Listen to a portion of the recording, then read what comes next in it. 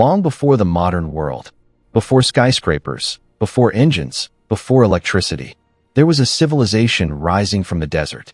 A kingdom built beside a single river. A land of gods, pharaohs, pyramids, and millions of ordinary people living extraordinary lives. Ancient Egypt. For more than 3,000 years, this civilization dominated the Nile Valley. Its monuments still stand today. Its mysteries still fascinate the world. Using AI reconstruction, we can now travel back in time to see what life in ancient Egypt truly looked like. The crowded markets, the mighty temples, the endless green fields along the Nile. From the first farmers who settled beside the river to the powerful empire of the pharaohs. This is life in ancient Egypt. And our journey begins more than 5,000 years ago. Around 3100 BC, Egypt was not yet a powerful kingdom. Instead, the Nile Valley was divided into two separate lands. Upper Egypt in the south, Lower Egypt in the north. Small farming communities lived along the banks of the Nile River. The Nile was everything. Every year, the river flooded the land, leaving behind rich black soil. This fertile soil allowed farmers to grow wheat, barley, vegetables, and flax. Without the Nile, Egypt would have been nothing but desert. But one ruler would change everything. A king known as Narmer. Narmer united Upper and Lower Egypt into one kingdom. For the first time in history, Egypt became a single nation. And with this unification, the age of the pharaohs began. In ancient Egypt, the pharaoh was not just a king. He was believed to be a living god on earth, the ruler of the land, the protector of the people, and the bridge between humans and the gods. Egyptians believed the pharaoh maintained Ma'at, the cosmic balance of the universe. If the pharaoh ruled well, the Nile would flood properly, the crops would grow, and the kingdom would prosper. But if chaos took over, everything could fall apart. Because of this belief, Egyptians obeyed their pharaoh completely. He commanded armies. He built temples. He controlled the wealth of the kingdom. And most famously, he built the pyramids. Around 2600 BC, Egypt entered one of the most remarkable periods in human history. The Old Kingdom. This was the age when the Great Pyramids were built. Massive stone monuments rising from the desert. The most famous of all is the Great Pyramid of Giza, built for Pharaoh Khufu. For more than 3,800 years, it was the tallest structure on Earth. Millions of stone blocks were used, each weighing several tons. Contrary to popular myths, these pyramids were not built by slaves. Instead, they were built by skilled workers and farmers. During the Nile flood season, when farming temporarily stopped, thousands of workers joined massive construction projects. They lived in worker villages near the pyramids. They were paid with food like bread, meat, and beer. And they were proud of their work. Because building a pyramid meant helping the pharaoh reach immortality in the afterlife. While pharaohs built pyramids, most Egyptians lived simple lives. Farmers woke up before sunrise. They worked long hours in the fields, planting crops, irrigating land, and harvesting grain. Their tools were simple: wooden plows, stone sickles, mud brick houses. Life was difficult, but the Nile made survival possible. Villages were built close to the river. Families baked bread in clay ovens. Children played in dusty streets. Animals like goats and chickens wandered between homes. And every evening, as the sun set behind the desert, life slowly became quiet again. But Egypt was not only farmers. There were craftsmen, merchants, priests, soldiers, and scribes. Each played an important role in Egyptian society. Among the most respected people in Egypt were the scribes. Scribes were educated men who could read and write. In a world where most people were illiterate, this skill gave them great importance. They used hieroglyphs, the famous Egyptian writing system made of symbols and pictures. Scribes kept records of trade. They wrote religious texts. They managed taxes and government documents. Because of them, the Egyptian government could function properly. Parents often hoped their sons would become scribes, because it meant a life of comfort. Instead of exhausting labor in the fields, religion was at the center of Egyptian life. The Egyptians believed in many powerful gods. Ra, the sun god; Osiris, the god of the afterlife; Isis, the goddess of magic; Horus, the sky god. Temples across Egypt were built to honor these gods. Priests performed rituals every day. Offerings of food, incense, and prayers were made regularly. But the most important belief was the afterlife. Egyptians believed death was not the end of life. It was only the beginning of a journey into another world. And this belief shaped everything in their civilization, especially the famous practice of mummification. Life in ancient Egypt, AI reconstruction. To understand ancient Egypt, you have to understand one obsession: the afterlife. Egyptians believed your soul could live forever, but only if your body survived. That is why they invented mummification. When a person died, embalmers took the body to a special workshop. First, they removed the organs. The brain was pulled out through the nose using hooks. The stomach, lungs, liver, and intestines were removed carefully and preserved in canopic jars. The heart was usually left inside, because Egyptians believed the heart held your memory, your character, your truth. Then the body was covered in natron salt and left to dry for about 40 days. Once the body was completely dry, it was washed, packed with linen and resin, and wrapped in layers of cloth. Amulets were placed between the wrappings for protection. Finally, a mask was placed over the face. If you were rich, you received a painted coffin, a decorated tomb, and prayers. If you were poor, you got a simpler burial. But everyone wanted the same thing: to continue existing. Because in Egypt, death was not the end. It was a doorway. Daily life in Egypt followed the rhythm of the Nile. Each year the river flooded, then pulled back, leaving perfect soil. The farming calendar had 3 seasons. Flooding season, fields underwater, workers repair canals and build. Growing season, planting and caring for crops. Harvest season, collecting grain before the next flood. This system fed millions. But it also created control. Because grain wasn't just food. Grain was money. Taxes were often paid in grain. Workers were paid in grain. Temples stored grain. The state survived because it controlled the harvest. So when you picture ancient Egypt, don't only picture pyramids. Picture endless green fields beside a river. And behind them, an ocean of desert.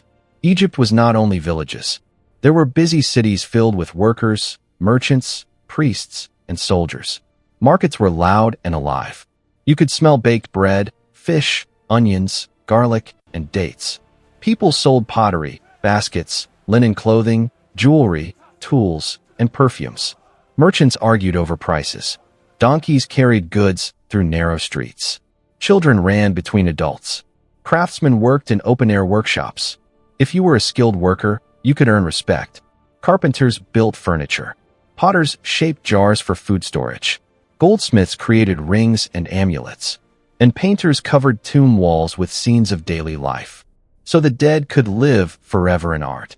That is why today we can still see farming scenes, fishing scenes, cooking scenes, dancing scenes. A whole world preserved in color. Most Egyptians lived in mud brick homes. Simple, practical, and cool inside. A typical house had a small courtyard, storage rooms, a place to cook, sleeping mats on the floor. The main food was bread and beer. Bread was baked daily. Beer was safer than water and drank by adults and children. They also ate fish from the Nile, vegetables like onions, lentils, and lettuce, fruits like dates and figs. Meat existed, but it was expensive. For clothing, linen was everything. In the heat, people wore light linen garments. The wealthy wore fine linen, jewelry, and perfumes. The poor wore simple wraps. Everyone tried to stay clean. Egyptians loved bathing. They used oils to protect skin from the sun. And they used makeup, like kohl around the eyes, for both beauty and protection. Temples were not just places to pray. In Egypt, temples were believed to be the homes of gods. Inside a temple, a statue of the god was kept in a sacred room. Only priests could enter deep inside. Each day, priests washed the statue, dressed it, and offered food and incense. Outside, the temple was like a giant business. It owned land. It employed workers. It stored grain. It controlled wealth. Temples were power. And the biggest temples were built during Egypt's most powerful era, the New Kingdom. Around 1550 BC, Egypt entered its golden age. This is when Egypt became a superpower. Its armies expanded into Nubia to the south, the Levant to the northeast. Egypt gained gold, slaves, timber, and luxury goods. The pharaoh was not just a ruler now. He was an emperor. This is the era of famous names: Hatshepsut, Akhenaten, Tutankhamun, Ramses II. And it begins with a shocking story. A woman who becomes pharaoh. Hatshepsut was one of Egypt's most remarkable rulers. She did something almost unthinkable. She ruled as pharaoh, not as a queen behind the scenes, but as the king. To be accepted, she even had statues made of herself with a false beard. Her rule was peaceful and wealthy. She expanded trade. She built temples. Her greatest monument is her mortuary temple at Deir el-Bahari, carved into cliffs. But after she died, someone tried to erase her. Her statues were smashed. Her name was removed from walls. It was as if Egypt wanted to pretend she never existed. But history remembers.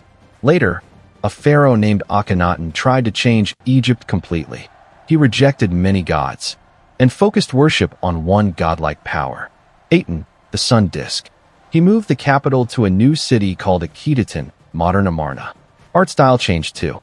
Instead of perfect, stiff statues, we see more natural, human-looking images. It was a revolution, but it did not last. After Akhenaten died, Egypt returned to the old religion. And that leads to one of the most famous names in history, Tutankhamun. Tutankhamun became pharaoh when he was about 9 years old. He ruled for only about 10 years. He was not a great conqueror, but his name became immortal for one reason. His tomb was discovered almost intact in 1922. Inside were thousands of treasures: gold masks, chariots, thrones, jewelry, weapons, and walls covered in sacred texts. His tomb showed the world how rich Egypt truly was. But Tutankhamun was only a small part of the New Kingdom story. The peak of Egypt's power comes with a giant, Ramses II. Ramses II ruled for about 66 years. He was a builder, a warrior, and a master of propaganda. He covered Egypt with monuments, temples, statues, columns carved with his name. His most famous monument is Abu Simbel, 2 massive temples carved into rock, guarded by giant seated statues of Ramses himself. He wanted eternity. He also fought one of the most famous battles of the ancient world, the Battle of Kadesh against the Hittites. The battle was huge and chaotic. Chariots charged across dust-filled plains. Arrows darkened the sky. Ramses claimed victory. The truth is complicated, but something historic came after. One of the earliest known peace treaties in history. Egypt and the Hittites eventually made peace. That is power, not just winning battles, but surviving long enough to negotiate. While pharaohs built monuments and fought wars, ordinary people kept Egypt alive. Workers built temples stone by stone. Scribes recorded taxes and supplies. Farmers fed the kingdom, and soldiers protected borders. There was also a strong social structure. At the top, pharaoh and royal family. Then, priests and nobles. Then, scribes and officials. Then, craftsmen and merchants. Then, farmers. At the bottom, slaves and prisoners of war. But even poor people had pride. They celebrated festivals. They married, raised children, told stories, danced, and sang. Egypt was not only power, it was life. Over time, Egypt's power began to fade. There were many reasons: expensive wars, internal corruption, weak pharaohs, invasions from foreign powers. Egypt was attacked by groups known as the Sea Peoples. Later, Libyans and Nubians gained influence. Egypt became divided. For centuries, different kings fought for control, and eventually, foreign empires took Egypt. First the Assyrians, then the Persians. Egypt was still rich, but no longer fully free. Then in 332 BC, everything changed again. A young conqueror marched into Egypt. He was welcomed as a liberator. His name was Alexander the Great. Alexander founded a new city on the Mediterranean coast, Alexandria. After his death, one of his generals, Ptolemy, took control of Egypt. This began the Ptolemaic dynasty, a Greek ruling family in Egypt. They adopted Egyptian traditions. They ruled as pharaohs, but they also brought Greek culture. Alexandria became a center of knowledge.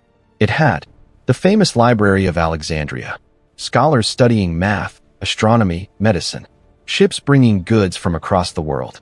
Egypt became a bridge between cultures, and the last great figure of this era is one of the most famous women in history, Cleopatra. Cleopatra VII was intelligent, political, and ambitious. She spoke multiple languages. She understood power. But her Egypt was trapped between two giants. Rome's leaders fighting for control. Cleopatra formed alliances with Roman figures like Julius Caesar and later Mark Antony. She was trying to keep Egypt independent. But Rome was unstoppable. Her enemy was Octavian, who would become Emperor Augustus. In 31 BC, at the Battle of Actium, Cleopatra and Antony were defeated. Soon after, both Cleopatra and Antony died. With Cleopatra's death, Egypt stopped being a kingdom. It became a province of the Roman Empire. The age of the pharaohs ended. Under Roman control, Egypt remained valuable. It was a major source of grain for Rome. But the old religious world slowly changed. Temples still stood, but power shifted away. Over the centuries, Christianity spread. Ancient Egyptian religion faded. Hieroglyphs were forgotten. The old world went silent. But the desert protected what was buried. Tombs, temples, artifacts, bodies. That is why Egypt never truly disappeared. It was waiting. For archaeologists. For historians. And now, for AI reconstruction. So what was life in ancient Egypt? It was farmers waking before sunrise beside the Nile. It was scribes writing on papyrus, controlling the kingdom with ink. It was priests walking through temples filled with incense and shadows. It was craftsmen shaping gold into symbols of gods. It was workers dragging stone blocks under a burning sun, building monuments meant to last forever. And in a strange way, they succeeded. Because thousands of years later, we still speak their names. We still study their art. We still stand in front of their pyramids in silence. Ancient Egypt is not just history. It is one of humanity's greatest creations. And with AI, we can finally see it move again. If you enjoyed this journey, like and subscribe for more AI reconstructions of the ancient world. And as always, I'll see you in the past.